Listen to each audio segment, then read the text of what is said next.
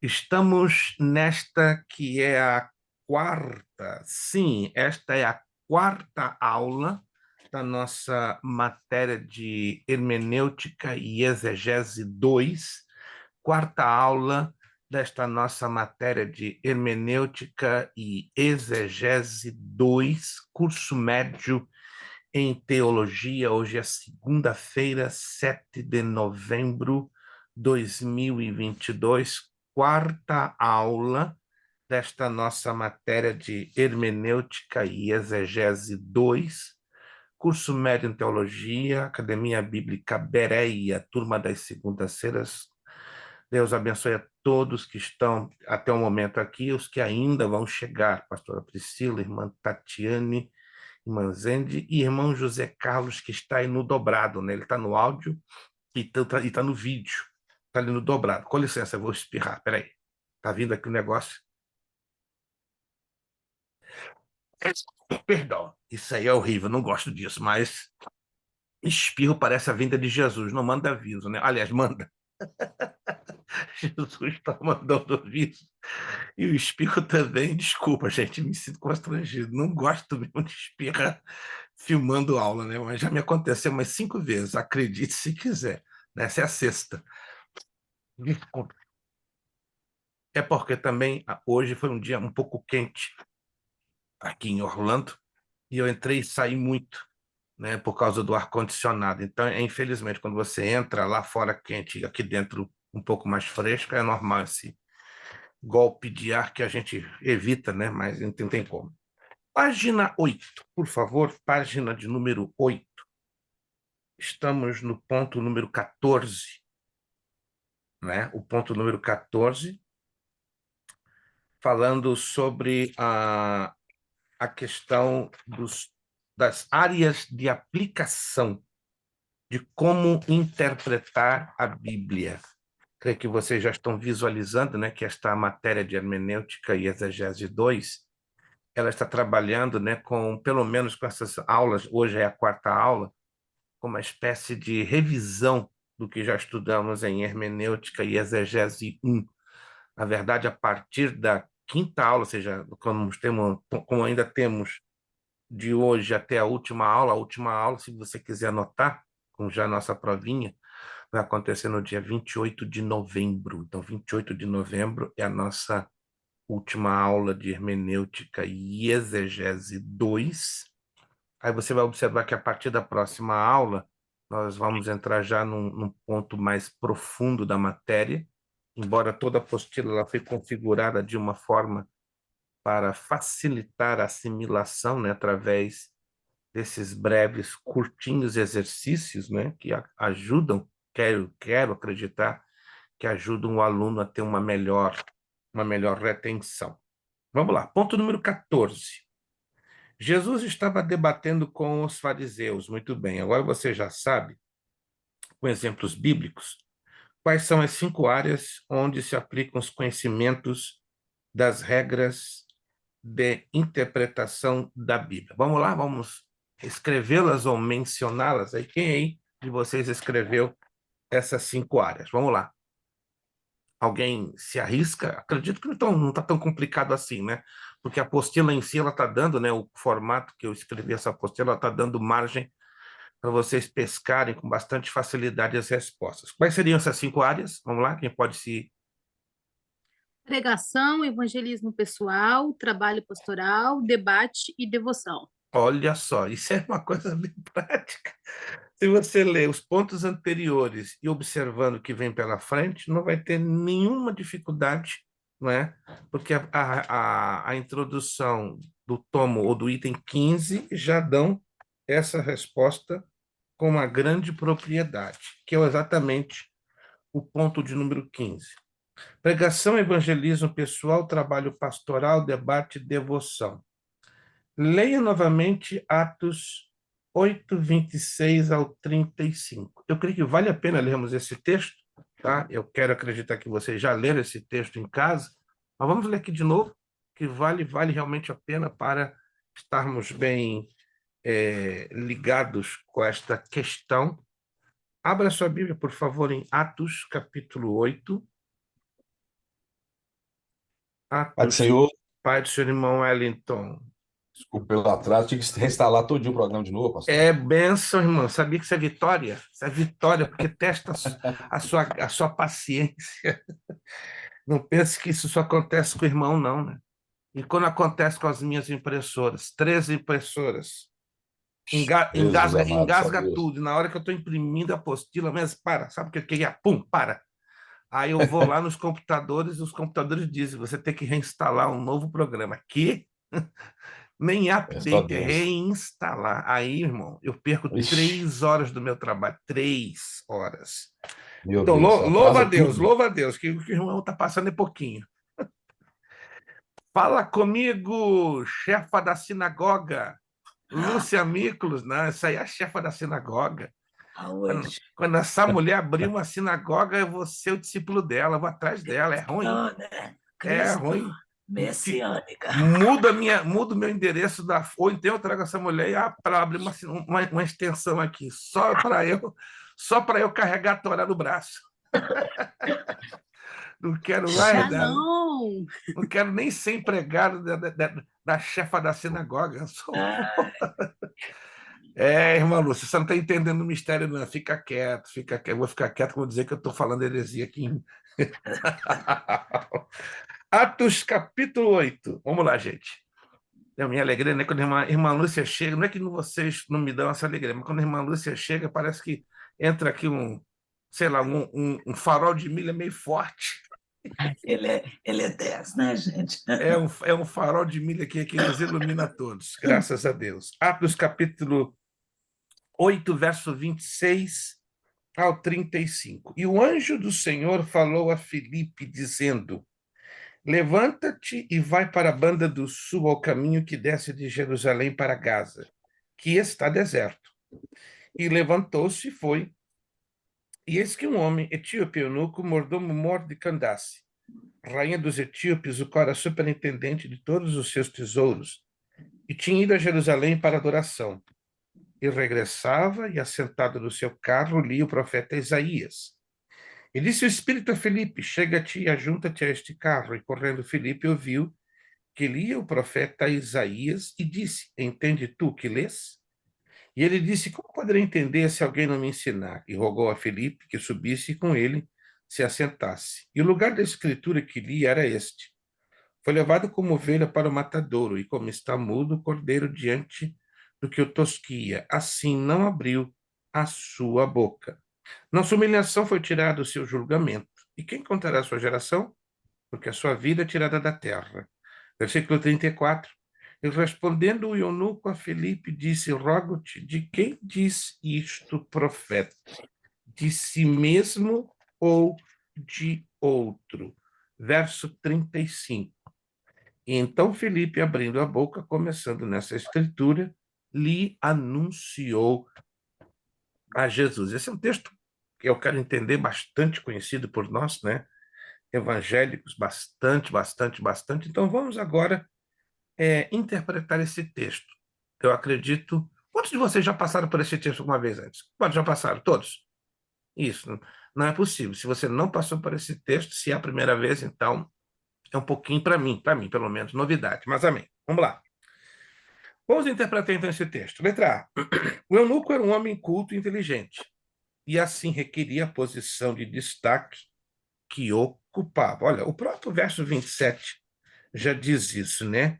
Ele era um homem eunuco, então já estava numa posição de grande importância dentro deste reinado. Mordomo mor. Então ele era uma pessoa que tinha grande responsabilidade de cuidar, de administrar bens. Candace era uma província, uma das mais ricas da antiga Etiópia. Rainha dos etíopes, além de ser província, era o nome de uma rainha, né? Que se você estudar a história da Etiópia, Candace era o nome de uma rainha e o nome também de uma província muito importante e riquíssima que levava o nome. E aqui ele diz: o qual era superintendente de todos os seus tesouros, provavelmente o ministro da economia da época ali na Etiópia. E tinha ido a Jerusalém para adoração. Olha que interessante, não era judeu, era um gentio, era um etíope. E aqui nós aprendemos que provavelmente este segmento histórico, ou seja, o que levaria os etíopes a terem ligação com Jerusalém, a adorar em Jerusalém? Resposta: a ligação entre Salomão e a rainha de Sheba, ou Sabá, não é? Se você estudar no conteúdo geográfico histórico, Sheba ou Sabá, no passado era parte da antiga Etiópia, como Cuxi, né? Os cuxitas e os de Sheba são regiões da nossa conhecida atual Etiópia, que no passado tinha variantes de nomes, né, que muitas das vezes, por nós não termos a noção de geografia bíblica, ficamos um pouquinho confusos. Então, Cush, Sheba tem uma relação direta com a Etiópia. Então, aqui nós entendemos que se os etíopes, na pessoa deste representante, né, que é o eunuco, estava ainda em Jerusalém, pela influência, né, que a rainha de Sabá teve no passado com respeito a Salomão. Letra B, o eunuco não entendia a passagem que vinha lendo, é o verso 31, porque ele estava lendo o capítulo 53 do livro do profeta Isaías. Letra C, Felipe entendia. Por quê? Porque era conhecedor das Escrituras e tinha, claro, a unção do Espírito Santo para dar a ele a devida interpretação. E Felipe interpretou a Bíblia através da própria Bíblia. Mais de 60% dos casos, porque não 70%, a Bíblia traz em si a chave de interpretação. Em casos muito extraordinários, que vamos ter de 30% a 25% de situações que temos que buscar por fora a interpretação do texto bíblico. Agora vamos aqui adiante. Olha só, ponto 16. Destas conclusões surge uma pergunta muito importante. Muita atenção aqui com essa questão aqui. Por que Felipe soube interpretar a Bíblia e o eunuco não?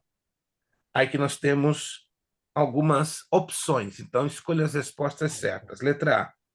O eunuco era inteligente demais para compreender a Bíblia. Muita inteligência e cultura, em vez de ajudar, atrapalham. Letra B. Não basta ser culto e inteligente para compreender as Escrituras. Prova o eunuco. Letra C. Felipe recebeu naquela hora uma revelação direta de Deus sobre aquele texto de Isaías. Letra D. Felipe estava constantemente atento à direção e à iluminação do Espírito Santo. E a letra E, virando a página, Felipe possui um conhecimento geral da Bíblia. Assim, ele soube interpretar a Bíblia através da Bíblia. Vamos lá. Aqui temos mais de uma resposta certa. Se você leu com atenção a apostila, você já vai descobrir quais são as respostas certas a esta pergunta. Vamos lá. Se você leu a apostila, se você não leu, vai dar zebra. Pastor, qual é a página? Página 8, pergunta 16, ou ponto 16. No ponto 16 tem uma perguntinha. Tá? E, D e E. E é quando nós lemos a apostila, deduzimos isso. E o próprio teor das opções também nos vão dar orientação. Vamos então ler lá. Porque o ponto 17 da página 9 já dá a resposta. É só você observar. Porque a letra B, não basta ser culto e inteligente para compreender as Escrituras, porque o eunuco era inteligente, o eunuco tinha uma posição de destaque social e culturalmente que ninguém outro tinha, entendeu? Não basta ser culto e inteligente para compreender as Escrituras, e o eunuco dá prova disso. Então a letra B encaixa. Letra D, Felipe estava constantemente atento à direção e à iluminação do Espírito Santo. Isso serve para cada um de nós, estarmos atentos, né, à direção e à iluminação do Espírito Santo. E letra E, Felipe possuía um conhecimento geral da Bíblia, assim ele soube interpretar a Bíblia através da Bíblia. São coisinhas práticas, observem, simples, mas que também devem ser aplicadas para nós. Eu me assusto e me assombro, não vou mentir a vocês, quando vejo pastores que quero acreditar que tinham ou tivessem algum conhecimento bíblico básico, não interpretam corretamente de púlpito certos textos. Pelo contrário, né? Dão a interpretação baseada na sua axiologia ou no seu achismo E o pior é que a congregação recebe aquilo ali como fosse o ensino direto e definitivo das Escrituras Sagradas. E aí dá um problema, aí como quando começamos a estudar a palavra de Deus, o que vai acontecer? Nós vamos gerar, sem querer, um tipo de conflito na cabeça das outras pessoas, né? Eu creio que você e eu pelo menos, tenho cansado de ouvir isso nos últimos 50 anos, mas me ensinaram dessa maneira. Mas Interpretação própria, né? é a interpretação própria. Agora, vai tentar mudar isso do dia para a noite na cabeça de alguns obreiros, na cabeça de alguns membros de igreja. É muito difícil, irmãos. Muito mais nesses últimos 10, 15 anos, né? Eu já estou nesse país há 22 anos, e a cada ano que passa, e me perdoe o que eu vou aqui colocar, não é um desabafo, é uma apresentação de fatos. O analfabetismo bíblico-teológico cresce a passos gigantes. É assustador, entende? De boca de diáconos, de evangelistas, presbíteros e pastores, tenho ouvido cada aberração. Gente, cada aberração que dá dor de cabeça, cólica renal, cólica intestinal, me deixa retorcido por Deus. Deus, e que isso? É coisa até uma criança. Olha a comparação que eu vou fazer, e até um pouco ridícula. Uma criança de 10 anos de escola dominical há 30 anos atrás sabe mais do que hoje um pastor em um púlpito que está falando um monte de bobagens, um monte de heresias e de incoerências. Estão entendendo? Uma criança de 10 anos, há 30 anos atrás, na escola dominical, recebia um ensino muito mais consistente do que hoje. Pastores, quando tomam púlpito, para falar um monte de asneiras e coisas que não têm nada a ver com a Escritura Sagrada. Ou seja, me preocupa, me entristece, nem eu nem você podemos mudar esse quadro assim, é impossível, mas podemos ajudar sim a alterar uma realidade que repito, a cada mês, nem ano, a cada mês que passa, fica cada dia pior. Pior, não é? Eu não sou uma pessoa pessimista, mas sou bem realista, né? Que Deus tenha misericórdia do seu povo. O povo de Deus é um povo que tem sede, que tem fome, quer crescer, quer aprender, mas parece que hoje nós não estamos tendo homens e mulheres na brecha o suficiente para mudarem essa realidade. Mas que Deus tenha misericórdia e use a você, a cada um de vocês, para mudar essa realidade. E ela não vai ser mudada, claro, do dia para a noite, mas ela vai ser sensivelmente, né, afetada. Vamos lá. Por que conhecer as regras, né? Muitos de nós, não digo muito de nós, mas maioria dos evangélicos, dos cristãos, acham uma bobagem. Não, é uma perda de tempo. Para que estudar hermenêutica? Está muito bem. Deus dá revelação e está acabado. Está acabando uma 9 horas, está acabando uma vírgula. Se nós não conhecermos o sistema básico de interpretação da Bíblia, vamos criar um maior mar de heresias como nunca em toda a história ocorreu. Vamos lá. Existem 3 razões. Aqui diz assim, ó, esses 3 fatores nos conduzem diretamente à segunda parte desta unidade.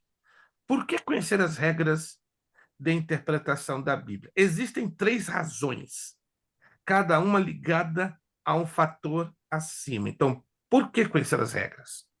Número 18. Não basta ser culto inteligente para compreender as Escrituras. Por quê? Porque o pecado corrompeu a mente humana e ainda exerce a sua influência, limitando-a. Esta é a primeira razão. Vamos a Efésios, capítulo 4, versos 17 ao 19. Quero acreditar que também vocês já passaram por este texto. Efésios, capítulo 4, versos 17 ao 19. Efésios, capítulo 4, do verso 17 ao 19, diz: E digo isto e testifico no Senhor, para que não andeis mais como andam também os outros gentios na vaidade de seu sentido, entenebrecidos no entendimento, separados da vida de Deus pela ignorância que há neles, pela dureza do seu coração, os quais, havendo perdido todo sentimento, se entregaram à dissolução para com avidez, cometerem toda a impureza. Em outras palavras, o pecado natural, herdado de Adão e Eva para nós, embora não estamos vivendo uma vida dissoluta, uma vida desviada, uma vida corrupta, mas queiramos ou não, nós temos, não é? A semente, herdamos a semente do pecado. E essa semente do pecado limitou a nossa capacidade mental, intelectual. E para piorar, a Bíblia não pode, de forma nenhuma, ser interpretada unicamente pelo nosso intelecto. Eu acredito que menos de 10% do nosso intelecto usamos, né, para interpretar a Bíblia, né? Claro, no sentido da memória, no sentido da lógica, entre aspas, mas a maioria do texto bíblico tem que ser interpretado através de regras, né? De regras e através da iluminação, né, do Espírito Santo. Como Paulo descreve o entendimento do homem que está alheio à vida de Deus, ou seja, do homem pecador. Já dei a resposta na leitura que acabamos de fazer. Vamos lá. Como Paulo descreve o entendimento do homem que está alheio à vida de Deus, ou seja, do homem pecador? Vamos lá? Obscuridade. Obscurecidos. Sim, sim. Como Paulo descreve o entendimento? Entendimento obscurecido. Entendimento, pode colocar lá, entendimento obscurecido.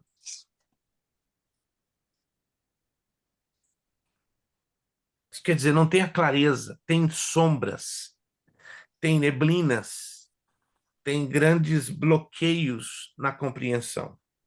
Catarata Então, nos olhos espirituais, pastor. Isto.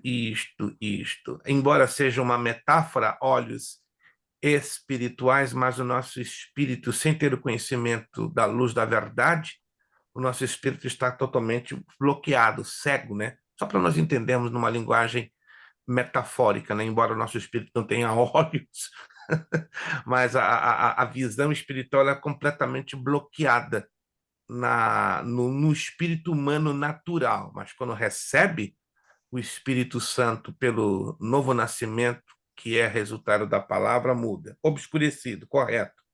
A mente humana está obscurecida pelo pecado. 1 de Coríntios, capítulo 2, verso 14 e 15. Como é chamado o homem pecador não convertido? Marque a resposta certa. Vamos lá. Eu não vou ler o texto, quero acreditar que vocês já leram. Mas como é chamado o homem pecador não convertido? A, B ou C? Natural. Natural.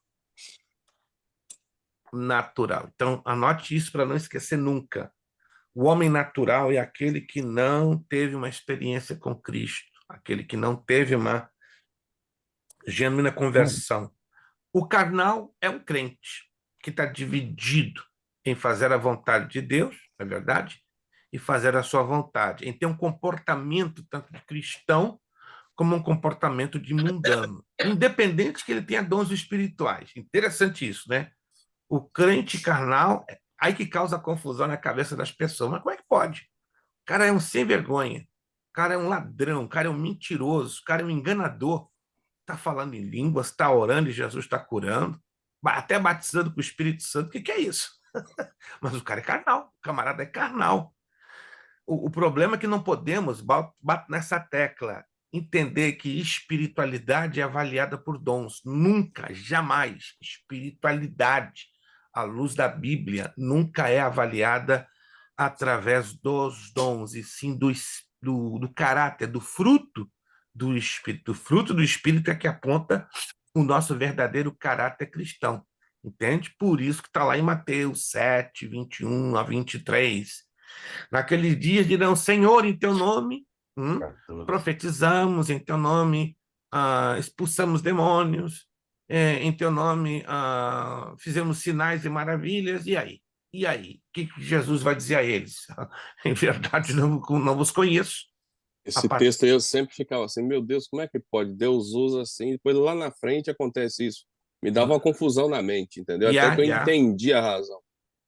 Né? Porque E Deus vai continuar usando esses sem vergonhas. Por causa de quê? Porque a palavra dele está sendo usada.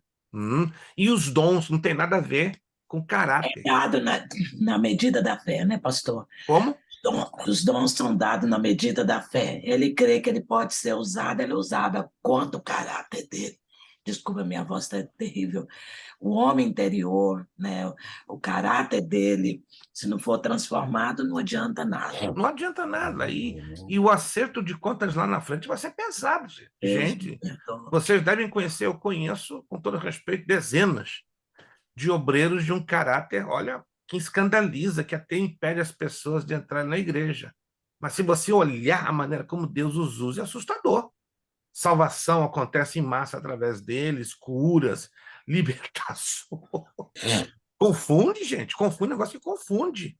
Mas lá na frente vem um acerto de contas. Aí o negócio vai ficar duro, vai ficar Porque a feio. palavra, né, pastor, ela é exposta com verdade, né? Não interessa quem fale, mas se falou na verdade e houve fé, Exato, exato.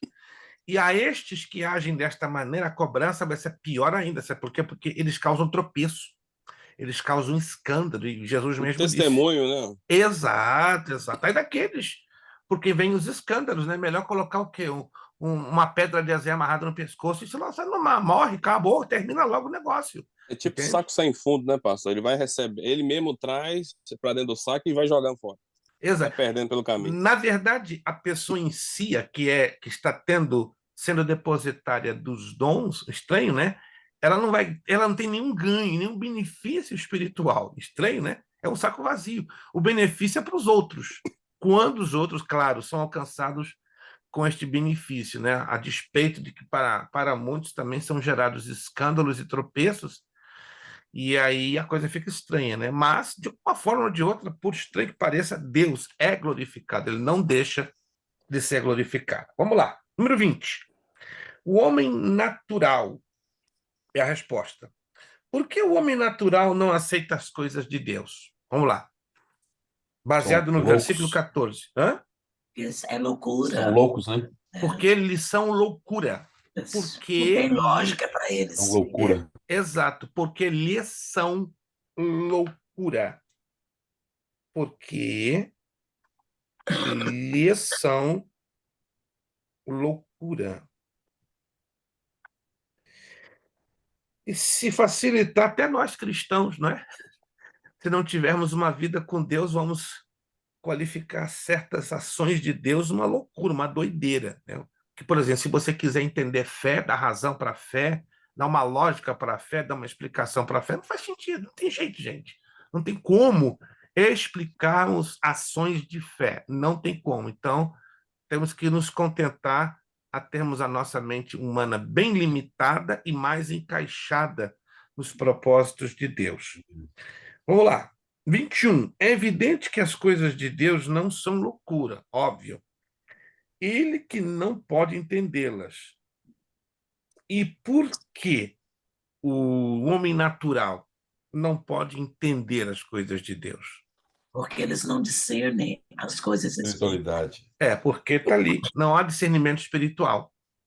E não se assuste. Entre os crentes hoje está tendo uma queda acentuadíssima de discernimento espiritual. É horrível dizer isto, não gosto, me sinto mal, mas é assustador. Exemplo, o momento. Não quero entrar nesse pormenor, e a minha intenção aqui não é levantar nenhum tipo de polêmica, porque não quero usar isso como um fator para desviar da aula.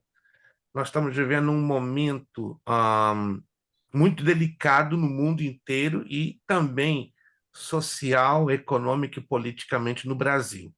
O momento é tão estranho, é tão confuso, é tão delicado, que está faltando discernimento na mente, no coração de milhões de cristãos hoje no Brasil. E está, com todo respeito, irmãos, está vergonhoso. Eu creio que vocês acompanharam que eu filmei, eu deixei um vídeo, né, de 10 minutos em todos os grupos na semana passada, né, deixando um parecer bíblico, não meu, bíblico, da situação que estamos vivendo no Brasil. Bom, quantos acompanharam o nosso vídeo? Nós já temos um vídeo. Eu fui pressionado. Na verdade, eu não queria. não queria, porque quem me conhece, eu sou apolítico, totalmente apolítico, não falo, não gosto de falar de assuntos que envolvem a política e que não me faz uma pessoa que desmereça ou que seja alheio à política do Brasil. Estou bem por dentro, bem ao par. Graças a Deus, não sou melhor do que ninguém, mas eu tenho muitas seguríssimas fontes de informação dentro do Brasil, só para eu ter a visão da coisa como ela é. Não lanço mão dessas fontes de informação que eu tenho no Brasil, que são de alto nível de segurança, né?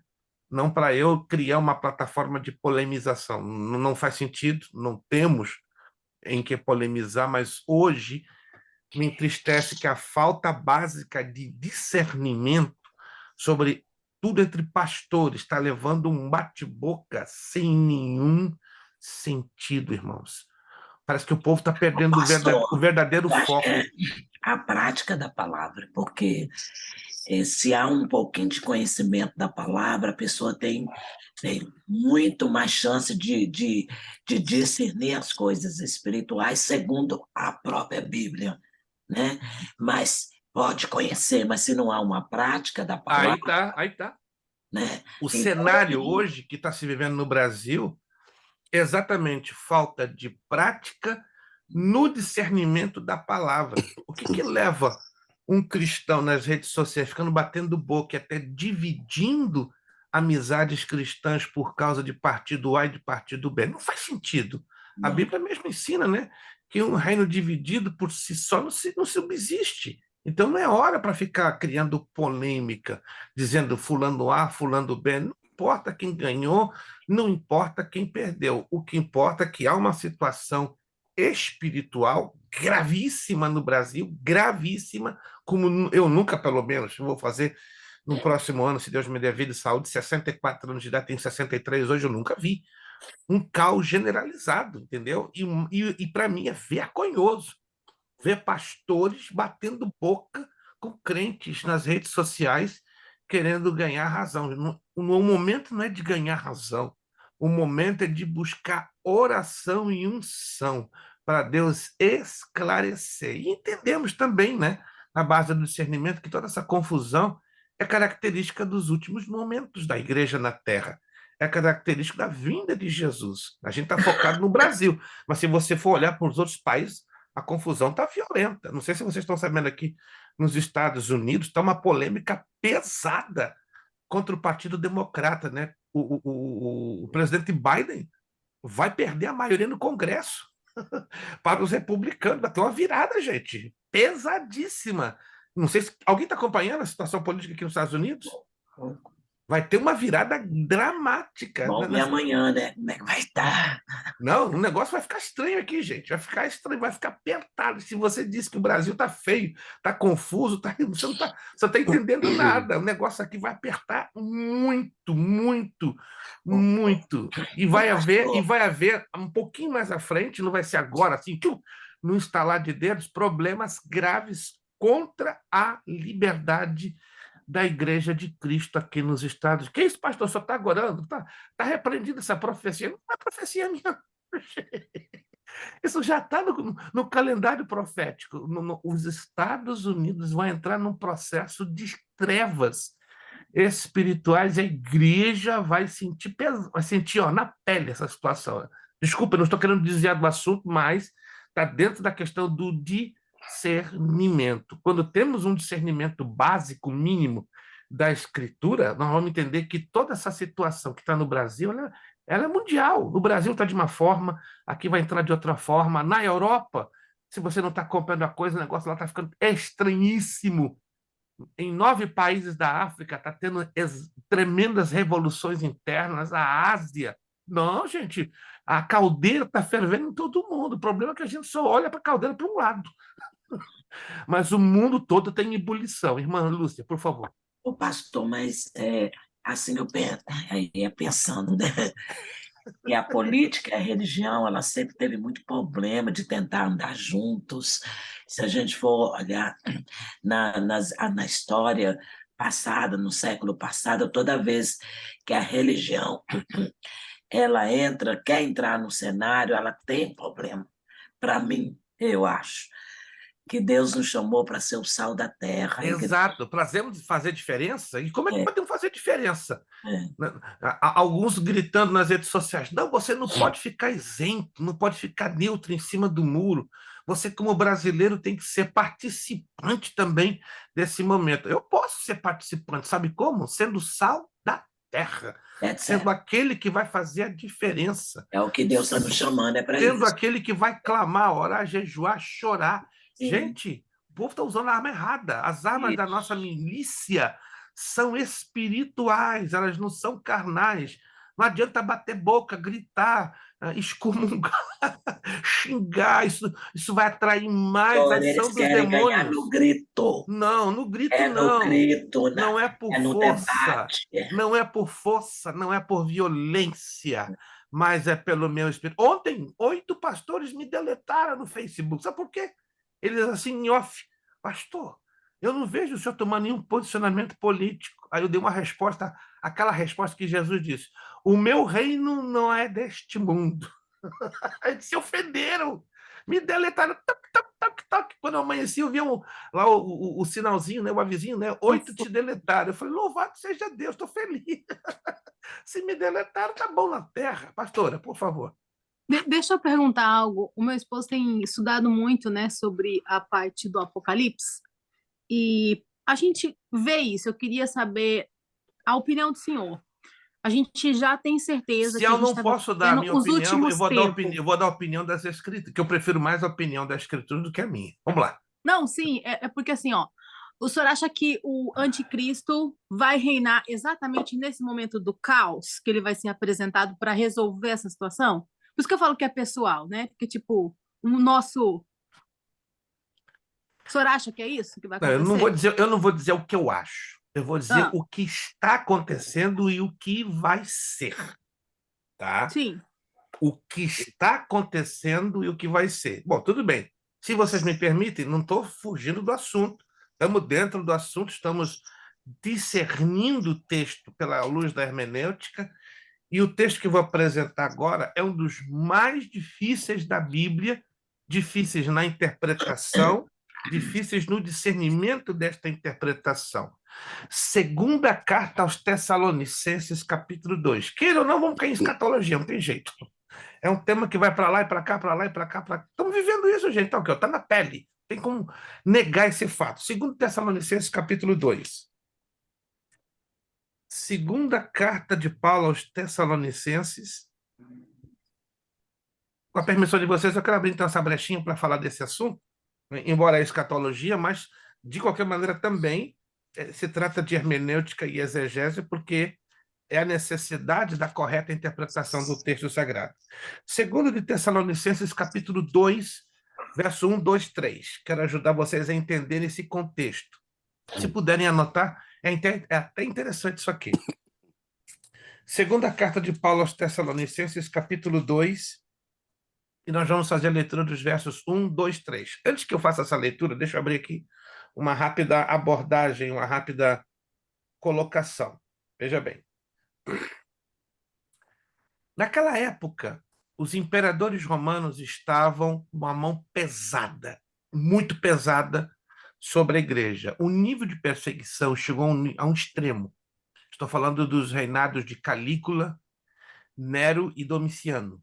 Basicamente, aqui é o reinado de Nero, tá? 64, 65 depois de Cristo, quando há a redação da carta de Paulo, as 2 cartas aos Tessalonicenses.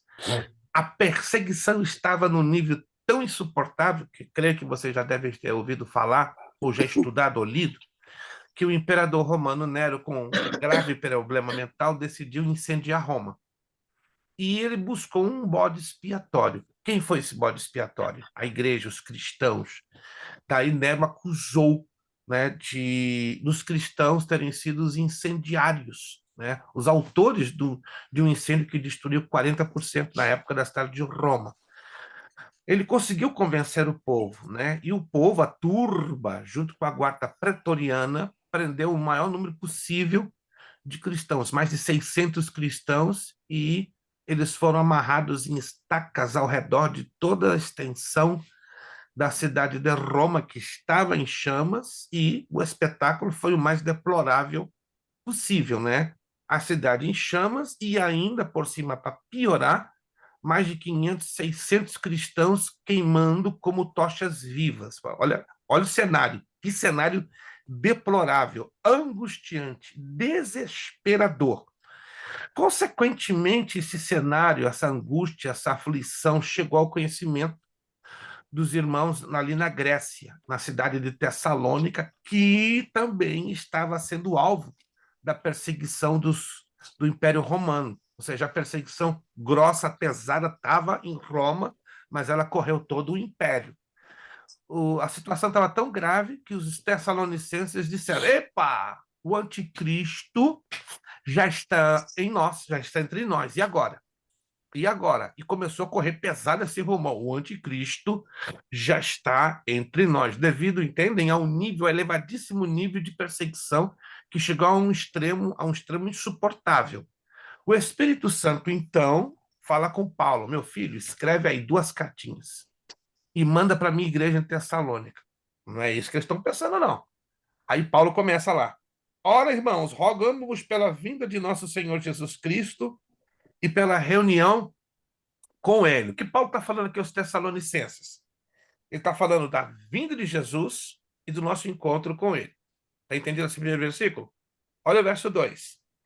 Que não vos movai facilmente do vosso entendimento, nem vos perturbeis, quer por espírito, quer por palavra, quer por epístola, como de nós, como se o dia de Cristo estivesse já perto. Ele está querendo dizer o seguinte: ei, não fiquem angustiados, não. Vocês estão pensando que é o dia do arrebatamento? Que já veio Jesus? Que já é a tribulação? Não, não, não, não, não, não, calma. Não tem nada a ver, não. Aí o versículo 3, olha só 3.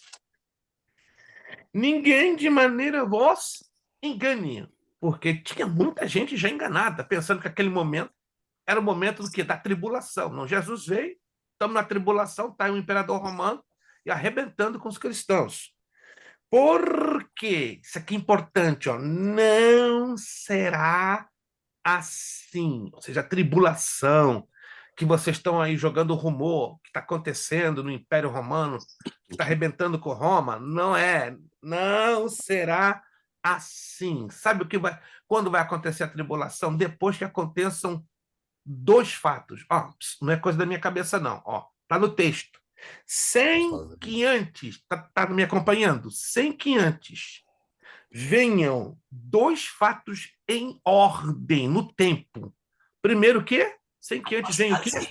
Apostasia. Apostasia. E qual outro fato depois da apostasia? Acho que é injustiça, não? Não, que, como diz o texto.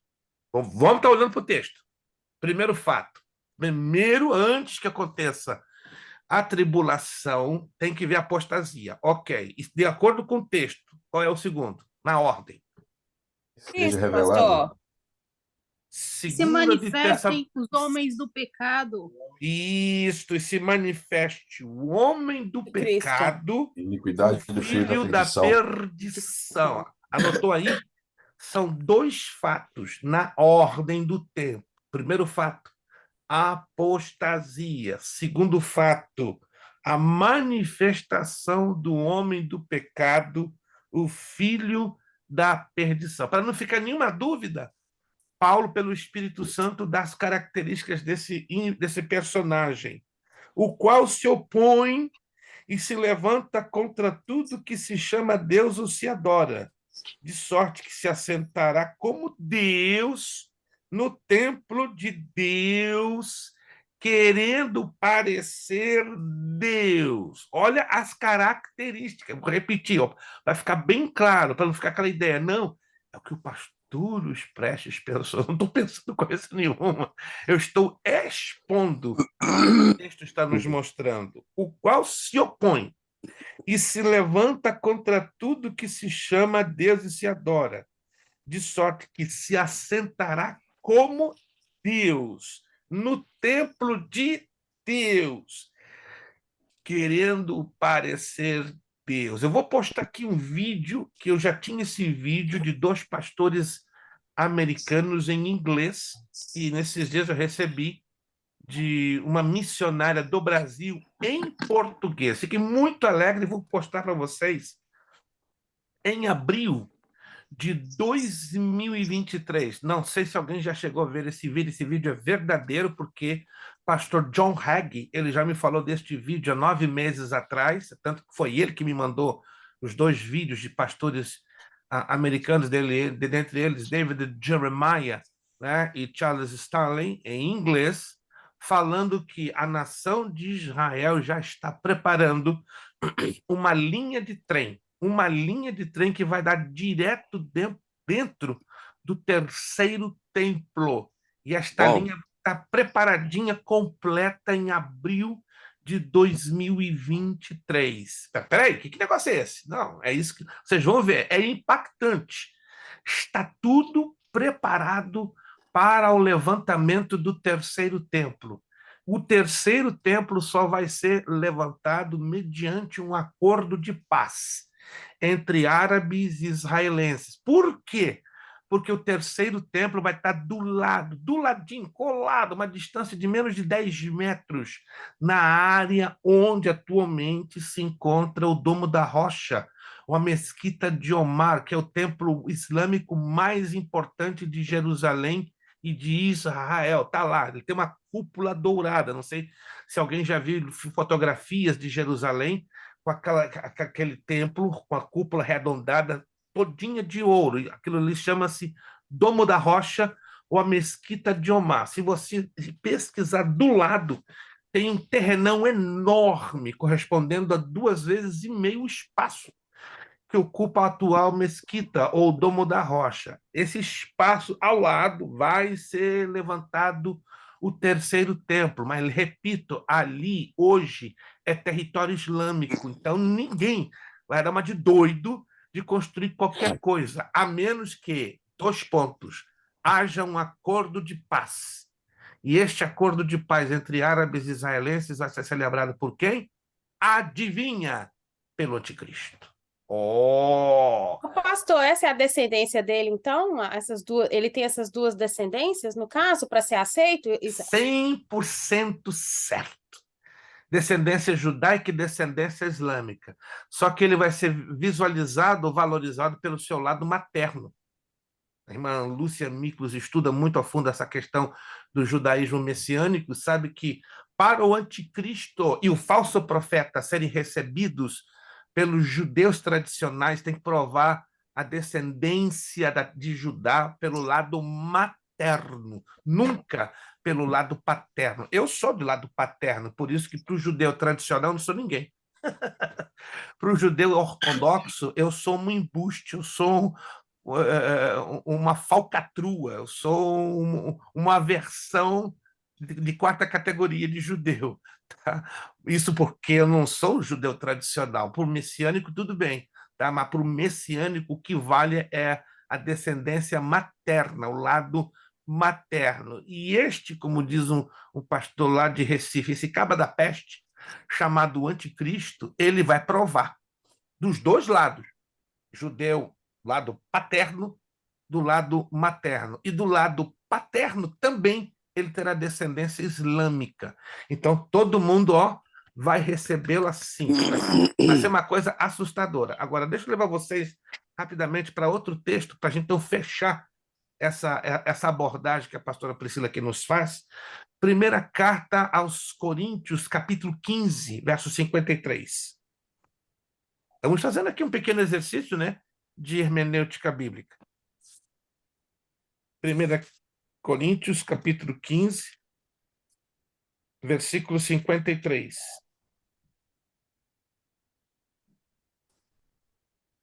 Na verdade, 52.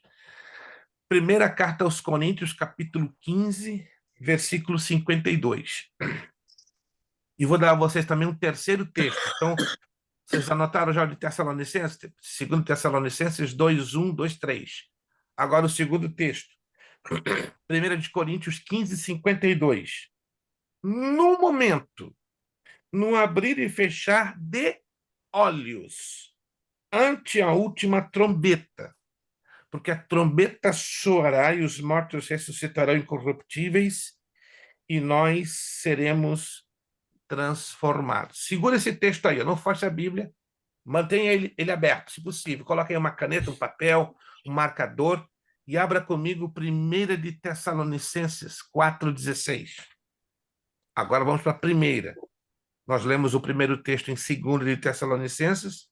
Agora vamos ler a 1 de Tessalonicenses 4, 16 e 17.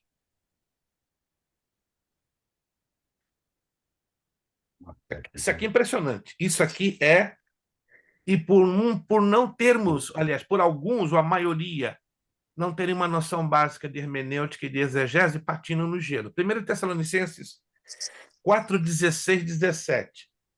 Sem querermos, né? Não estava nos meus planos, mas é importante que o Espírito Santo ele tenha a forma de como guiar, dirigir a aula, que é o mais importante, e não estamos saindo fora do assunto. 1 de Tessalonicenses 4, 16. Porque o mesmo Senhor, anote aí, Senhor, S maiúsculo, está se referindo a qual pessoa? Ao Pai, ao Filho ou ao Espírito Santo? Alô, estão me acompanhando na leitura, por favor? Sim. 1 de Tessalonicenses 4,16. Porque o mesmo Senhor, tá aí, Senhor, S maiúsculo no Senhor. A quem se refere essa palavra Senhor? Ao Pai, ao Filho e ao Espírito Santo? Ao Pai. filho. Ao Filho, sempre. Filho? Sempre, sempre, sempre. No Novo Testamento, de Mateus a Apocalipse, isso é uma chave hermenêutica. Quando você lê Senhor, S maiúsculo, está se referindo a Jesus Cristo, ao Filho. Ok. Então, mesmo Senhor, ou seja, Jesus Cristo, descerá do céu com alarido. O que é um alarido? É um grito, é um clamor, é um brado. Ah! Pode ser através de um grito, pode ser através de uma expressão, de uma frase, de uma palavra. Então, Jesus vai descer com um alarido, mas não vai ser um alarido qualquer, não. Olha só. E com voz de arcanjo. Está anotando aí? Arcanjo. Quem é esse arcanjo? A Bíblia não dá o seu nome. Poderíamos deduzir. Isso é uma dedução, não é uma afirmação. Poderia se tratar de Miguel. É o único arcanjo que a Bíblia faz menção de nome. Estou afirmando que é o único arcanjo nas miríades, nos exércitos do céu. Alguém está me entendendo, gente? Quem está me entendendo? Deus tem milhares de arcanjos, mas ele achou por bem, na revelação da palavra escrita, mencionar o nome de um só. E a Bíblia só menciona o nome de um arcanjo. Anotou comigo aqui? Miguel. Poderia ser que este arcanjo fosse Miguel. Mas não importa. Se for Miguel, importa que vai ser um arcanjo. Mas o que quer dizer com voz de arcanjo? É uma expressão idiomática figurada que quer dizer o seguinte: o arcanjo vai repetir o que o alarido de Jesus vai trazer. Exemplo: se Jesus desse alarido gritar, povo meu, levanta-te, é um exemplo, por favor, não estou afirmando isso. O anjo, o arcanjo vai repetir, povo meu, levanta-te. E é uma possibilidade, até que essa frase que eu estou colocando aqui como a dedução, tem um sentido prático. Por quê? Com a trombeta de Deus. Nada na Bíblia ela é colocada fora de uma sequência lógica no plano espiritual. Pode ser que na sua mente não tenha nenhum sentido. Acompanhem só. Alarido, voz de arcanjo e com a trombeta de Deus. Estão me acompanhando, gente? Temos que prestar atenção na gramática. Está usando o quê? E com. E. O que é isso? E é uma conjunção, está acrescentando algo. Concorda comigo? Isso aqui é interpretação gramatical. E com. Tá? Irmã Célia é professora de língua portuguesa, ela está entendendo bem isso, certo?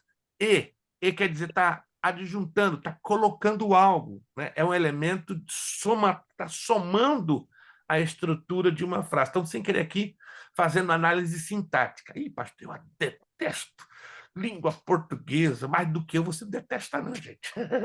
Pensando no cara que odeia a língua portuguesa. Mas eu estudei 16 anos. Fui obrigado, 16 anos, a fazer licenciatura em língua portuguesa, só para matar essa língua, né, que tem atormentado a minha vida. E não é o meu idioma nativo, já vocês sabem, meu idioma nativo é hebraico e espanhol. Mas de raiva, eu falei com meu pai, rodei 5 anos, né? Vou arrebentar com essa maldita 16 anos. E ainda não sei nada dessa língua. Gente, que língua complicada. Que língua difícil. Como é fácil ler em hebraico. Gente, como é gostoso ler em espanhol e inglês. Mas quando falo em português, baixo a minha cabeça e digo, misericórdia. Acho que lá em Babel Deus estava nervoso, né? E decidiu criar um português lá e fazer com que o português atormentasse. Muitos dizem que é o japonês, que é o mandarim, que é o cantonês.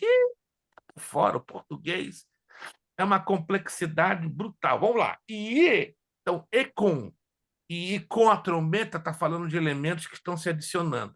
Mas peraí, aonde você quer chegar? Trombeta. Qual é a função bíblica de trombetas? Vamos voltar lá para o Antigo Testamento, rapidinho. 3 funções de trombetas na Bíblia. Convocar o povo. As trombetas eram tocadas para convocar o povo. Quando Moisés queria reunir as 12 tribos, O arauto. isso é o arauto, exatamente, o arauto. Primeira função, convocar o povo. Segunda função das trombetas, reunir os exércitos para a guerra. Reunir os exércitos para a guerra. Terceira função de uma trombeta, levantar acampamento, desmontar o tabernáculo e seguir a nuvem. Estão percebendo? Essa trombeta está muito ligada ao plano de quem? Do arrebatamento da igreja, da ressurreição dos mortos. Mas lembre-se que essa trombeta aqui está ligada a quem? À ressurreição dos mortos justos. E os que morreram em Cristo ressuscitarão primeiro. Olha a interpretação de todo o conteúdo do versículo 16. Estão me acompanhando, gente? Estão me acompanhando? Quem está me acompanhando? Então, aquele que diz, tem até hinos que diz, nós vamos ouvir a trombeta do arrebatamento. Se você estiver morto, claro que vai ouvir. Gente, querem ouvir a trombeta do arrebatamento? Irmão José, faça de tudo para morrer antes do arrebatamento. Aí o irmão vai ouvir a trombeta do arrebatamento. Agora, se você estiver vivo, esquece. Quem estiver vivo, não vai. Pastor Luiz Prestes está inventando. Essa é a axiologia prestiana. Não. É o que o texto está me ensinando. E os mortos em Cristo ressuscitarão primeiro. Verso 17. Depois nós, os que ficarmos vivos, seremos arrebatados com ele nas nuvens, a encontrar com o Senhor nos ares, e assim estaremos sempre com ele. Então, eu quero deixar bem claro, todo o conteúdo do verso 16 está ligado o quê? À ressurreição dos mortos justos, que vai acontecer como primeiro evento no arrebatamento da igreja. Primeiro evento. 1/1000 de segundo depois, nós, os vivos, recebemos corpos glorificados e subimos. Aí os 2 grupos, ressuscitados e vivos, se unem e subimos na presença de Deus. Agora, perceberam lá em 1 de Coríntios 15:52, que fala de uma trombeta? Quem não percebeu? Vamos voltar lá para fechar essa questão. No momento, no abrir e fechar de olhos, ante a última trombeta. Observaram? Uma trombeta é mencionada em 1 de Tessalonicenses 4:16. Quem percebeu isso? Quem percebeu isso? E uma outra trombeta que é exatamente a mesma é mencionada em 1 de Coríntios 15:52. Só que aqui ela é mais específica. Ela é dita como que tipo de trombeta? A última. Última. Olha o que o irmão Wellington falou. O irmão Wellington está ligado. Se está falando de última, isso quer dizer o quê? Tem outras antes dessa. Sim ou não? Uhum. Isso é lógica bíblica, gente. Eu nunca vou falar de último se eu não tiver mais de 2. E qual é o evento na Bíblia que aprendemos a nível da escatologia? Da natureza de várias outras trombetas. o toque das 7 trombetas. E aí fechamos a questão. Aonde as 7 trombetas vão acontecer? Dentro da primeira parte da tribulação. Porque na primeira parte da tribulação vão dominar a abertura de 7 selos e de 7 trombetas. Agora, interessante, a Bíblia não nos ensina com clareza se esta ordem vai ser primeiro a abertura dos 7 selos e depois o toque das 7 trombetas, ou vice-versa, ou vai acontecer as duas coisas simultaneamente. Exemplo, abertura dos selos, toque da primeira trombeta, abertura do segundo selo, toque da segunda trombeta. A Bíblia não nos dá essa dica. Olha que interessante. Ela só especifica que vão haver 2 eventos na primeira parte da tribulação. Estão me acompanhando todos aqui? Ninguém está dormindo, né? Graças a Deus. Então, a vontade dá, porque o corpo está pedindo para muito. Eu sei disso, que alguns estão muito cansados. Então, na primeira parte da tribulação, abertura de 7 selos e toque de 7 trombetas. Só que a Bíblia não nos orienta, não nos diz com clareza qual vai ser a ordem desses fatos. Quem vem primeiro e quem vem depois. Ou se ambas as situações vão acontecer simultaneamente, lado a lado. O texto grego, agora eu vou dizer uma opinião que eu não gosto de dar, que eu evito dar uma opinião. Aí eu deixo vocês fazendo uma investigação, caso queiram e possam. Mas quando você lê o texto grego, pela abordagem gramatical, dá a entender que vai acontecer as duas coisas ao mesmo tempo. É como o primeiro selo sendo abrindo, e ao mesmo tempo a primeira trombeta. Segundo selo, segunda trombeta. O texto grego, não estou afirmando o que está escrito no texto quando você lê de maneira literal. Resumindo, então. Baseado em todos esses 3 textos que acabamos de falar. 2 de Tessalonicenses 2, 1, 2, 3. 1 de Tessalonicenses 4, 16, 17. E este, 1 de Coríntios 15, 52. E se tratando de última trombeta, então, esta última trombeta seria a 7ª. E esta trombeta, então, seria tocada dentro da tribulação. Opa, pastor, o senhor está querendo dizer que a igreja vai entrar na tribulação? Não, a igreja não vai experimentar a tribulação, é diferente. A igreja vai ver os primeiros movimentos da tribulação. Metade, né? Uma parte. Dizer a metade seria um atrevimento teológico e doutrinário. Mas nós vamos ver um importante começo. Nós vamos conhecer Os o primeiros anticristo. 3 anos e meio, né? Nem isso eu quero me atrever a dizer, mas os primeiros meses a igreja vai conhecer. Vai conhecer o anticristo, vai conhecer Pastor, o terceiro templo. Vamos partir de um princípio. Agora vamos falar de um princípio. Não está escrito abertamente. Tem 3 textos no livro do Apocalipse, que eu não quero entrar aqui nos pormenores, que vai roubar mais tempo, que eu quero avançar um pouquinho. Mas tem 3 textos no livro do Apocalipse que dá a entender que a igreja vai passar por uma pesadíssima tribulação antes de sair da terra. Se você nunca leu esses 3 textos, depois até poderia trabalhar com eles de forma rápida, pastor, ou até eu faria um áudio. Tá? Então, para haver uma igreja despertada e purificada, pelo menos um número que suba, tem que haver perseguição. Não é uma ideia minha, não. Isso tem um sentido bíblico. Porque qual foi a igreja mais vitoriosa da história? A igreja que foi perseguida, que foi amassada, que foi arrebentada, que foi ensangrentada. E a igreja cresceu. Uma barba, está provado, gente. O Império Romano arrebentou com 10 milhões em mais de 100 anos. No final de 150 anos, a igreja já tinha se multiplicado em 6, já tinha mais de 60 milhões de cristãos. Uou, gente! Se a perseguição tem esse poder, aleluia, que Deus nos dê a graça. Mas a igreja não quer ser perseguida. Então a igreja não quer subir. A irmã Lúcia agora deu uma pancada com força. A igreja não quer ser perseguida. Se não quer ser perseguida, então a probabilidade de pouquíssimos subirem, aí se cumpre. Muitos são chamados, mas poucos os escolhidos. Então tá aí, fechamos. Fechamos a visão bíblica, não é a axiologia do pastor Luiz Prestes. É o que a Bíblia tem e muitos não querem admitir. A igreja... Eu tenho feito uma pergunta, irmão, já vai entrar. Eu tenho feito essa pergunta a 10 pastores e fiz nas últimas 2 semanas. E aí? Se a sua igreja tivesse que ser perseguida, não, minha igreja de forma nenhuma. Não, estamos orando, estamos jejuando, estamos clamando, estamos repreendendo o capeta. Mas peraí, não.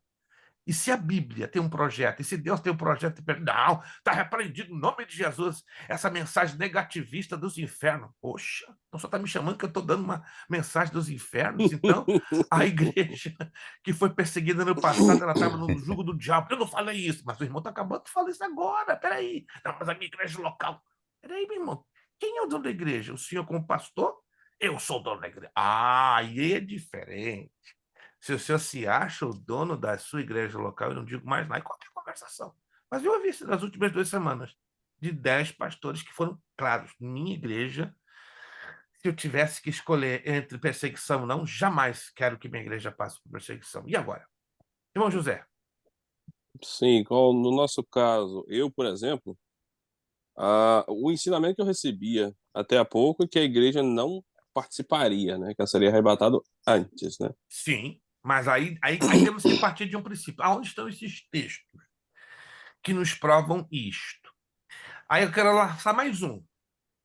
E esse aqui deixa definitivo que a gente não vai experimentar a grande tribulação. Gente, estão me entendendo? Sabe o que é experimentar? Viver para ser arrebentado. Mas tem um que fecha tudo. Viver Isaías 50, perseguição, né? Isaías 57. Isaías 57. O povo não quer cair na cova dos leões, não, gente. O povo só quer a ovelhinha, mas não quer o leão, a Ah, cova. mas você não está vendo o que está acontecendo no Brasil? Oh! Ah, irmã. Ah, o negócio está estranho, o negócio está estranho. Isaías 57:1. Pode anotar aí? Anota isso aí, ó. Perece o justo, e não há quem considere isso em seu coração. E os homens compassivos, em outra tradução, e os homens piedosos, são o quê? São o quê? O que dizer nessa tradução? Arrebatados. São Arrebatados. arrebatados. Arrebatados. Arrebatados. Ô, irmão Wellington! Deus está usando a boca do irmão Wellington. Ô, profeta Wellington em nosso meio. São arrebatados. Sem que alguém considere que o justo é levado antes do mal. Que mal é esse? Tribulação. Tribulação. 1 de Tessalonicenses 5:9. Deus não nos destinou para a ira, senão para a salvação em Cristo Jesus. Definitivamente, vamos fechar a questão aqui, a igreja não vai viver a grande tribulação, mas ela vai presenciar os primeiros momentos da tribulação.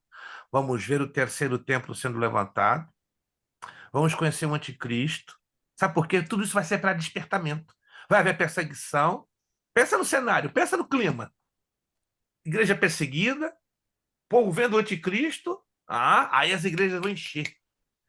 Povo, alguns vão dar nem a mínima, mas tem igreja que vai colocar a cara no chão, vai clamar, vai chorar, vai ter perseguição, vai ter o quê? Aproximação, despertamento. E aí, ó, qualquer momento. Eu já Veja, ouvi dizer também, pastor, que o anticristo não se manifesta por causa da igreja que está ainda na terra. 100%, mas ele não tem o poder nas mãos pleno. Ele já está na terra. Mas o que impede ele de estar governando, preparando pelos bastidores? Não impede nada. A O Bíblia mundo diz... hoje clama pelo anticristo. Exato, mas ele não tem ainda o governo, compreende? Ele não Não tem tem as governo. rédeas. Isso. Quando ele tiver o governo, é outro assunto. Aí O a terreno igreja já está sendo preparado. está sendo, mas a igreja tem que ser da terra. Porque ele não Eu pode acho pegar o que governo, ele não pode pegar o governo de forma plena se a igreja está na terra. Mas ele já está. Ele Já governa está. nos bastidores. Isso. Essa Mas perseguição que já está se levantando Hum, pelas igrejas, amordaçando, isso. fechando, Isso. impedindo, cerceando liberdade, É isso preparação. já é. É um processo de preparação, é um processo. Mas eu me refiro, presta atenção, gente. A coisa é o governo mundial. Ele não tem ainda as rédeas do governo do planeta. Ele não tem. Ele não é o presidente nem da ONU e nem da União Europeia. Ainda as nações têm seus reis e presidentes. A escritura é clara. 10 nações 10 nações, Apocalipse 17, 12, vão entregar, na mão do anticristo, o governo. Quando isso aconteça, tchau, hasta la vista, arrebatamento. Não temos data e hora, mas os sinais estão apertando contra a parede. Irmão Wellington. Pastor, não sei se alguém viu ontem a reportagem da Record, que jornal que passa na Record de noite, sobre o árabe que já está fazendo a cidade no meio do deserto. Sim, Já tem sim. construção, já ouviu? Sim. Que vai ter um trem-bala que vai até por baixo, não sei quantos minutos vai gastar para atravessar todinho, e lá vai entrar as pessoas que só de boa, que tem boas rendas. Yeah. Assisti hoje de manhã no noticiário da Ali é uma BBC de coisa. Londres. Um noticiário, um documentário de 1h30. Eu fiquei impressionado. Uau, o negócio está bonito. O negócio está correndo em Isso, alta meu velocidade. Deus. E a maioria de nós não estamos percebendo isso. Não estamos percebendo. Gente, a igreja está Não, dormindo. ninguém. A igreja está A igreja está assim, ó, totalmente. alheia. Irmãos, o Tá número de dormindo. arrebatados. Olha, essa aula se tornou sem querer, mas foi uma direção de Deus. Deus continua usando a pastora Priscila. Uma aula de escatologia, mas a escatologia ela precisa ser corretamente interpretada à luz das regras da hermenêutica, regras até então desconhecidas. Mais tristemente digo pelos líderes, porque os líderes não se interessam em conhecer a escatologia, ou seja, a hermenêutica para explicarem a escatologia. Por quê? Resposta: dá trabalho, exige tempo, exige Assusta. oração, assusta, não dá ibope. Aí, meus irmãos, quando vier o arrebatamento, o número que vão subir, ó, pequenininho.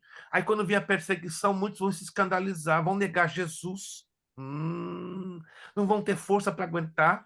Gente, vocês pensam que vão ser muita gente que vai aguentar a perseguição? A maioria não vai ter Vai não. raízes na palavra.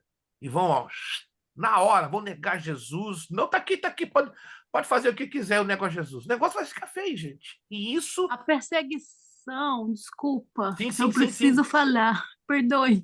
Diga. A perseguição, na verdade, é o 66. O povo não tá, não é? Nessa Não, parte? Tipo faz assim, parte. final. Sim, não. Não, o 66 vai ser dentro da tribulação. Mas os preparativos já estão, gente. O 666, né, o número, né, assim, o número da besta, ele só vai poder prevalecer como um decreto-lei dentro da tribulação. A igreja não vai estar aqui. Só vai estar Por aqui quê? os desavisados. Porque se a gente parar para perceber, tem muitas coisas hoje no nosso mundo que a gente não consegue mais viver sem. Por exemplo, a tecnologia avançou tanto que hoje você não consegue viver sem um telefone. Se cria dependência. Observa isso. Isso é proposital. Impossível. Controle, né? Isto. Total. Ó, não sei se vocês estão sabendo, o YouTube está dentro da matéria, não estão fugindo nada da matéria. Essa aula está diferente hoje, eu sei disso. Eu não sei se você está sabendo, o YouTube ele está censurando conteúdos cristãos. Censurando. Eu andei fazendo vários lives de escatologia. Gente, presta atenção. O YouTube me mandou uma mensagem semana passada. Vão cortar 8 dos nossos vídeos. 8!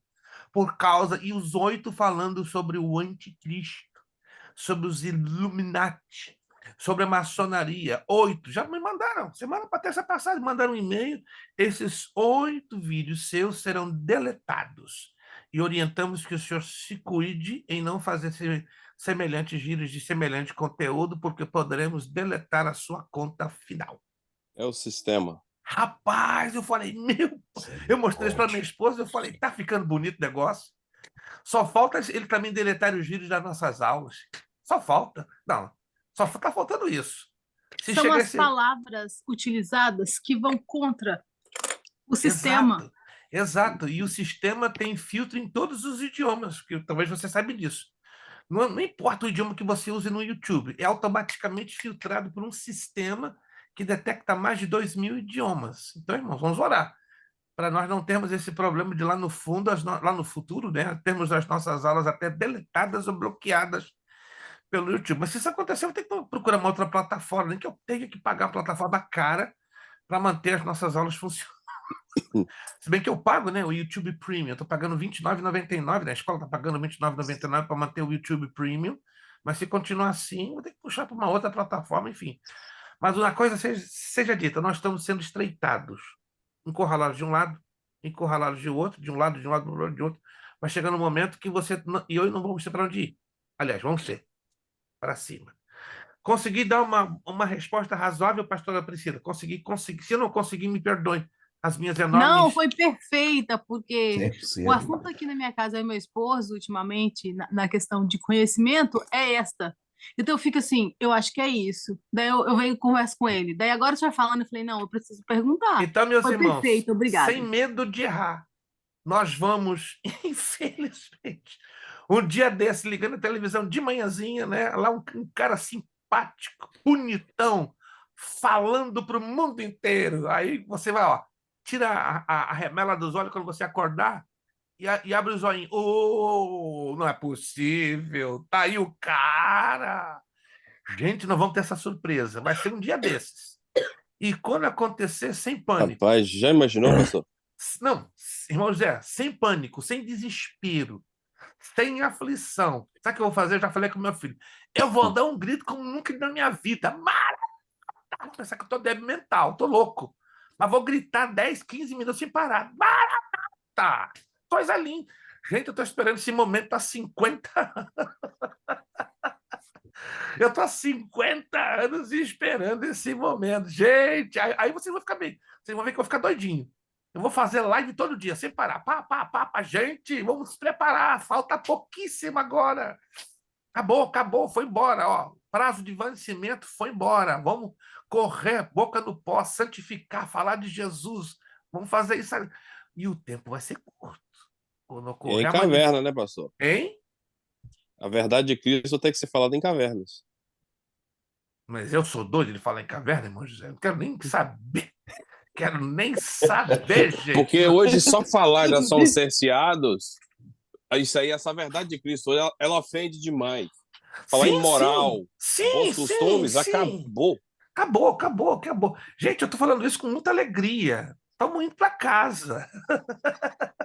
Estamos indo para casa. Quem não está crendo nisso, maranata, que o Espírito Santo fale com o seu coração, com a sua vida. Nós estamos indo para casa. Agora, pensa Aleluia. eu, 50 anos esperando esse Glória a momento. Deus. Eu falava com minha mãe, será que os meus olhos vão ver esse momento? Minha mãe, infelizmente, partiu em 2015. E ela não viu. Mas Deus está me dando o privilégio de ver. Não vou ver, vou experimentar. Alô? Quantos de nós cremos que o momento está chegando? Glória a Deus.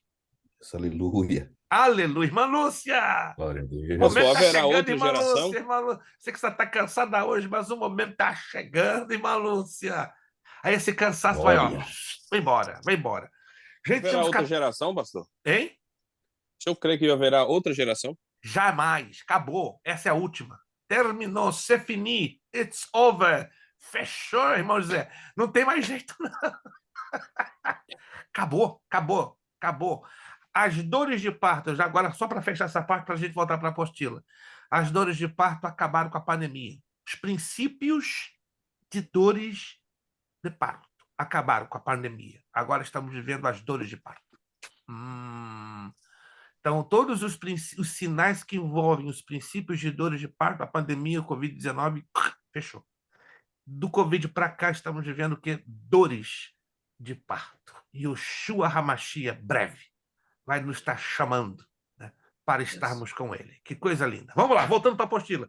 Só uma palavrinha, pastor. Se vocês me derem corda, eu vou longe. A igreja, nesse tempo, a gente tem que orar para que Deus traga um despertamento da palavra. E o que está acontecendo hoje no Brasil é uma distração. Não estou dizendo que não seja legítimo a preocupação da nação brasileira pelo que está acontecendo. Eu não estou afirmando isso. Eu estou dizendo isso, não. É legítimo? É. É muito legítima essa preocupação que o Brasil está tendo. Só que a coisa está indo para um lado um tanto exagerado. A igreja está perdendo o foco da palavra. E a igreja não pode. Tem que estar com... O pastor, e a Bíblia diz que a nossa luta não é contra a carne nem contra o sangue, né? A nossa luta ela é espiritual. É espiritual. Mas vamos lá. pastores estão entendendo isso hoje? Não estão entendendo. Se eu disser aqui que 70% dos pastores hoje no Brasil não estão entendendo nada, está aí a prova, bate boca nas redes sociais, bate boca nos meios, dentro das igrejas, é vergonhoso. Você vê, tem de púlpito pastores falando desse assunto. Ao invés de dizer, igreja, vamos orar, vamos jejuar, boca no pó, nada. Estão falando de A, B, C, D, em nome de Jesus. Vamos falar do arrebatamento, vamos falar da segunda vinda de Jesus, vamos falar de salvação, libertação de almas, vamos falar que o evangelho precisa ser pregado com poder e glória, vamos falar que Cristo reina no trono e nunca perdeu o controle da situação, ao invés de estarmos colocando de forma exagerada o foco em coisas que são, repito, legítimas, mas não necessárias. E o que é necessário hoje? Cuidarmos da nossa salvação, cuidarmos da salvação de outros e cuidarmos de tal maneira que tanto outros como nós possamos subir. Aleluia! Glória a Deus. Voltamos lá. O negócio esquentou aqui, gente. Até estou transpirando. O negócio tá feio. E vai ficar mais ainda, irmão Zé. Não esquenta não, irmão Zé.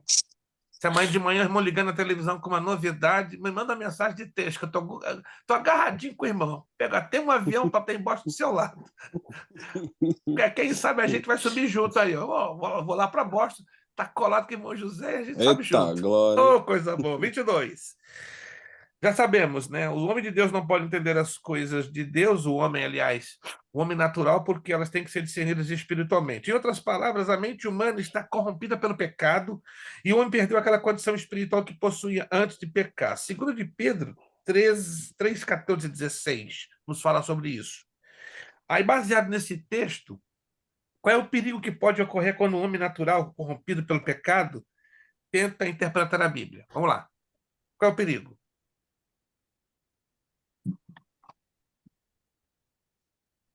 Pode deturpar as escrituras. E isso, a resposta está bem embaixo.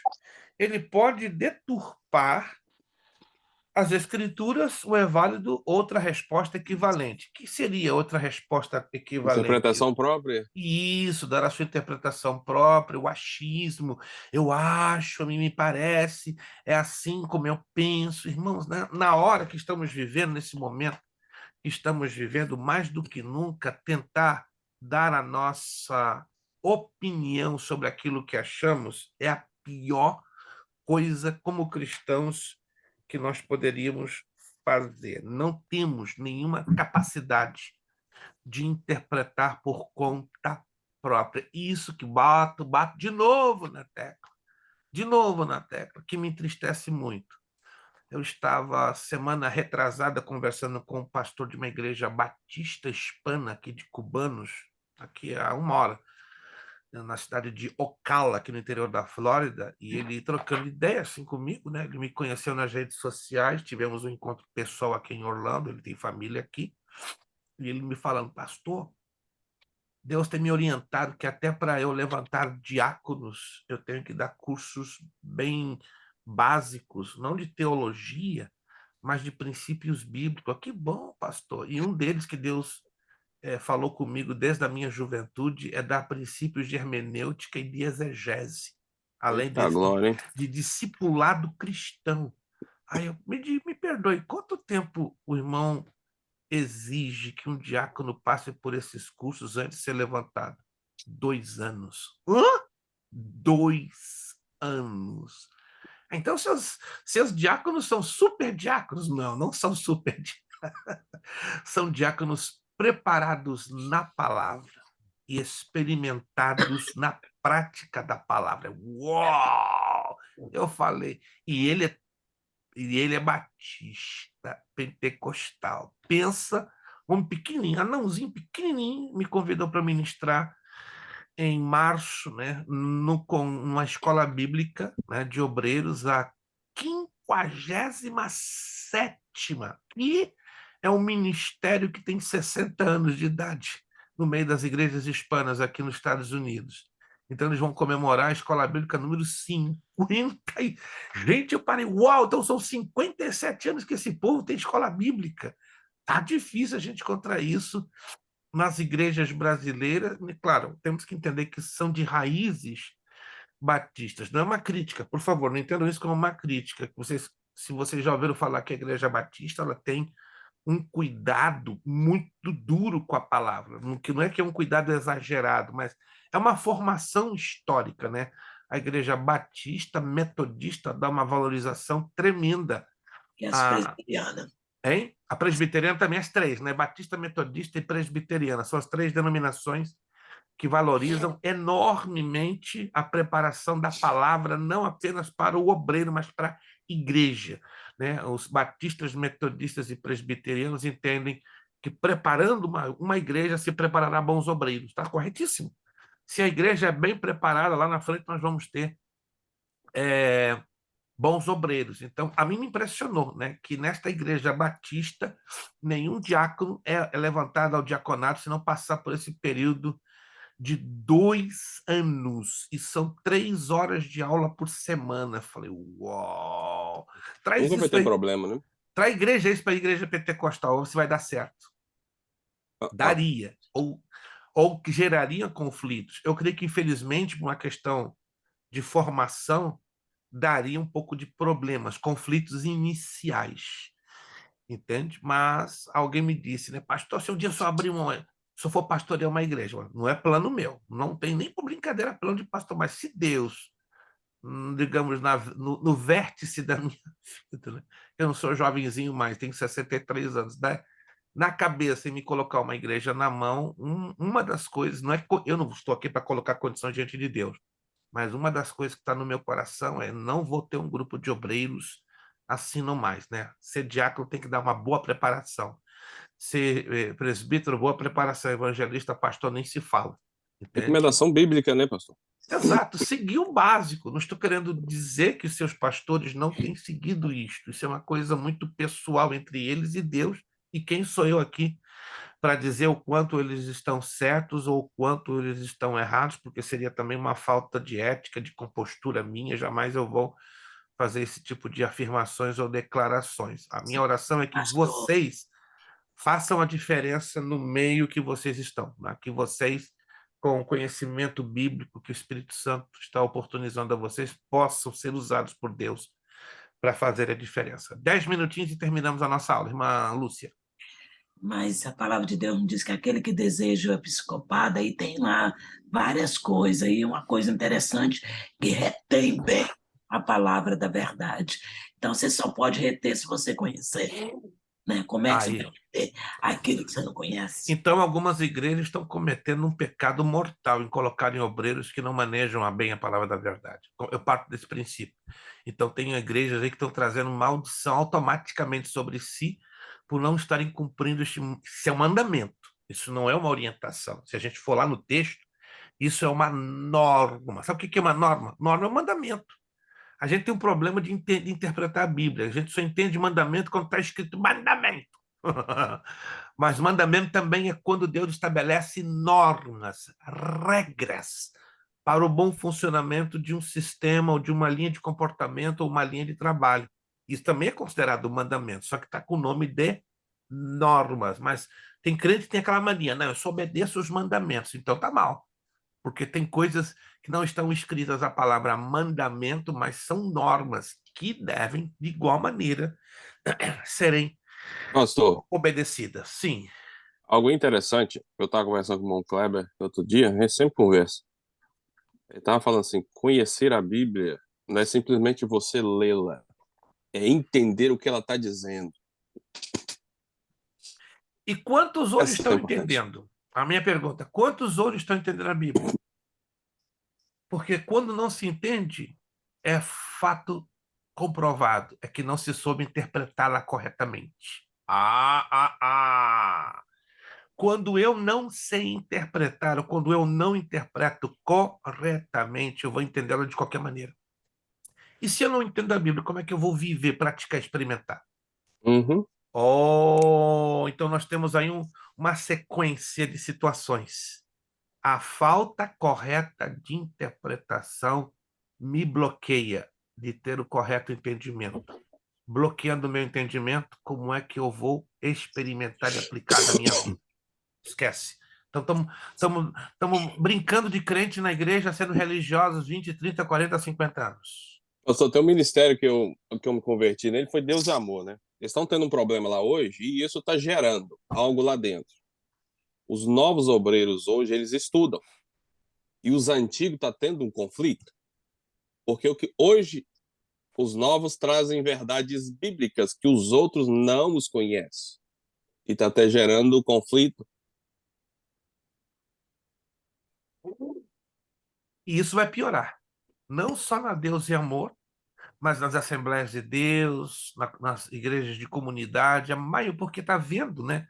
Queiramos ou não, um despertamento da parte do Espírito Santo, trazendo muita fome, muita sede, ainda que por um lado também está havendo indiferença de muitos com respeito à própria Sagrada Escritura, mas Deus, interessante, né? Está se movendo, né, de uma maneira estranha, curiosa, com respeito à sua palavra. Vamos aqui o ponto 23. Eu tenho exatamente 5 minutos para a gente fechar a aula. 5 minutinhos. Aí já estou fechando a aula. 5 minutinhos. Exatamente, né? Pode deturpar as escrituras. Às vezes são as pessoas inteligentes e sinceras, mas que torcem o sentido do texto bíblico por causa do pecado. Quantas pessoas, é a pergunta que eu faço, baseada em Romanos 3:23, estão corrompidas pelo pecado? Todos nós. Todos nós, o mundo todo, todos estão corrompidos pelo pecado. Agora, observe isso aqui. 25. Lendo Filipenses 3:12, notamos que Paulo diz acerca de si mesmo. Ele ainda não atingiu a perfeição e continua, portanto, limitado em sua mente e raciocínio como consequência do pecado. Aceitar a Cristo e receber o seu Espírito é, sem dúvida, o primeiro passo para compreender melhor as Escrituras, mas a pessoa que aceita a Cristo está limitada pelo pecado.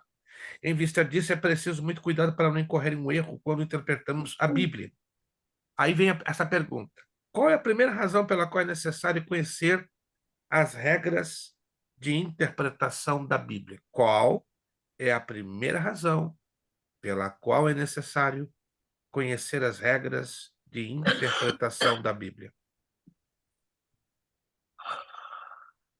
Já falamos lá atrás. Porque o pecado corrompeu a mente humana. Porque o pecado corrompeu a mente humana ou E ainda obscureceu, excede. ou obscureceu a mente humana. Corretíssimo. O pecado obscureceu, corrompeu a mente humana. E a pergunta 26 já está lá. O item, né, 26 nos traz. O pecado corrompeu a mente humana e ainda exerce a sua influência limitando-a. Esta é a primeira razão que nos conduz imediatamente à segunda. Por causa da corrupção do entendimento humano, torna-se necessária a direção e a iluminação do Espírito Santo para a compreensão das Escrituras. Lembre-se de Felipe, já lemos alguma coisa dele hoje. Mas a direção do Espírito Santo é necessária também pela segunda razão. A Bíblia é a palavra do Espírito Santo.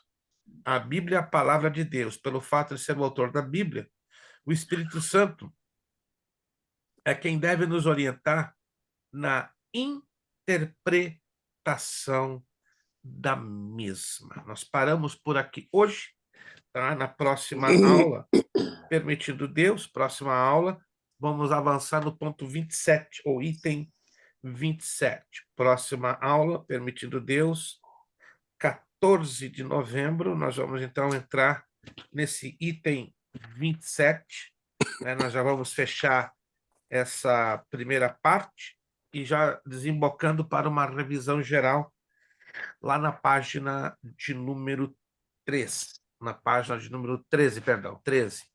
Lembrando que esta matéria terá sua finalização no dia 28 de novembro. 28 de novembro, então, finalizamos com a bênção do nosso Deus essa matéria, e dia 5 de dezembro já começaremos a antepenúltima matéria do curso médio. Então, temos 3 matérias para fechar o curso médio, né? Mais 3.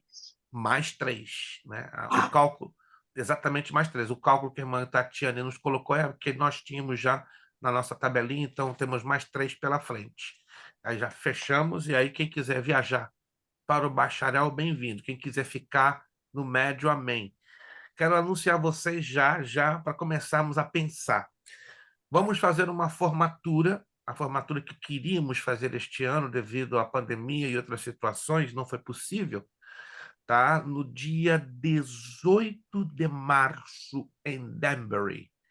Já temos um local, a Abba Church, pastor Loamira Guiar abriu-nos as portas da igreja, tá? Já quero deixar, se você quiser já anotar, eu vou depois postar no grupo, 18 de março, é o terceiro sábado do mês de março. Nós vamos recriar o grupo da formatura, vamos fazer então uma formatura de básico em teologia. Eu acredito que até lá, se eu conseguir totalizar as notas, também incluiríamos o médio, certo? Então, vamos fazer um esforço. Se não for possível, faríamos uma segunda no mês de novembro de 2023. Mas março, 100%, com a ajuda de Deus, certíssimo, nós vamos fazer. Né? Já quero adiantar que o custo para cada aluno ficará em $100, né? O irmão Wellington e outros participaram, houve aquele probleminha, voltamos atrás, não foi possível. Então, no final deste mês, eu já vou recriar o novo grupo da formatura, estou já avisando isso a todas as turmas. Então, 18, aí fica à vontade, ninguém é obrigado, ninguém, em absoluto, a participar da cerimônia. Os alunos que não quiserem participar da cerimônia vão nos notificar para então prepararmos os certificados ou do básico, e se até lá se alcançar o tempo para totalizar as notas do médio, faremos então, mas basicamente vai ser o grossão dos alunos que se formaram ou fecharam o ciclo do curso básico, né? E se eventualmente do médio não houver o tempo por causa da totalização das notas, faremos em novembro. Em novembro. Vamos fazer sempre agora uma formatura num estado de Connecticut e outra em Massachusetts. Vamos revezar, porque em outubro do ano passado nós fizemos, né, uma em Worcester, com um grupo do bacharel e um grupo do básico em teologia, né? Um grupo de 13 do básico e 5 do bacharel. Então, sempre vamos alternar, né? Um no estado de Massachusetts, um em Connecticut, Massachusetts, Connecticut, tá? Então, anotaram aí? E aí, nas próximas semanas, já estaremos falando com maiores detalhes, né? Recriando o grupo dos alunos. E aí, repito, ninguém é obrigado a participar, mas os que quiserem participar terão que dar os seus nomes, né? Adiantar a questão dos custos, e tudo vai dar certo. E o valor da beca vai variar entre $35 a $50. Vamos postar também sugestões de locais que você pode comprar a sua beca. Você pode comprar ela muito simples, vai dependerá do tecido, entendeu? Eu já Isso, comprei já, pastor. então já está, o irmão Elton já está com ela já guardadinha, já garantida, não tem mistério. Guarda, cola só. Só falta Fica só o Bacharel há lenço. quanto tempo, pastor? o chapéuzinho, isto. Isso, já tem já tudo. Perfeito. Sim, irmão José, você fez uma pergunta, irmão José. O bacharel há quanto tempo? São 18 matérias, como nós estamos usando de 5 a 7 semanas, em média, para esgotar, então vamos colocar aí 22 meses mais à frente, na base de 20 a 22 meses. Sim, eu já vou pular para lá. Isso, sim. Porque se fosse feito no formato mensal, seriam exatamente 18 meses. Nós ainda não temos uma turma que funcione uma vez por mês, né? Mas quando viermos a ter o formato mensal, aí podemos dizer que a duração do bacharel exata será de 18 meses, porque são 18 matérias. Vamos agradecer a Deus, terminando essa aula, agradecemos a pastora Priscila pelo esforço, pela sua presença, pela sua dedicação, irmã Tatiane, lá da bonita cidade de Lynn. Quem sabe no ano que vem, né? Vai estar aqui mais pertinho de nós, né? Na Carolina do Sul, quem sabe? Aí, irmã Tatiana vai ter um problema, né? Eu e minha esposa vamos todo mês visitar a irmã Tatiana na Carolina do Sul. Aí vai ficar um negócio esquisito. Vamos levar o queijo, vamos levar o café, vamos fazer uma festa lá na Carolina Pão do de Sul. queijo. Pão de queijo ainda posso comer, graças a Deus. Obrigado, irmão José, irmão Wellington, irmã Lúcia, irmã Sandy. Deus abençoe poderosamente a cada um de vocês. O Espírito de Deus ministrou algo ao coração de vocês nessa noite? Ministrou? Ele ministrou? Amém. A mim ministrou muito, muito, muito, muito, porque a palavra dele sempre tem o seu efeito, tem o seu poder, tem a sua graça, tem a sua autoridade. Nossa irmã pastora Priscila, por favor, abrindo o seu áudio, dando graças ao Senhor por esta aula de hoje. Muito obrigado mais uma vez. Nos veremos na próxima semana, se Deus quiser, dia 14 de novembro. Pastora Priscila, nos despedindo com oração.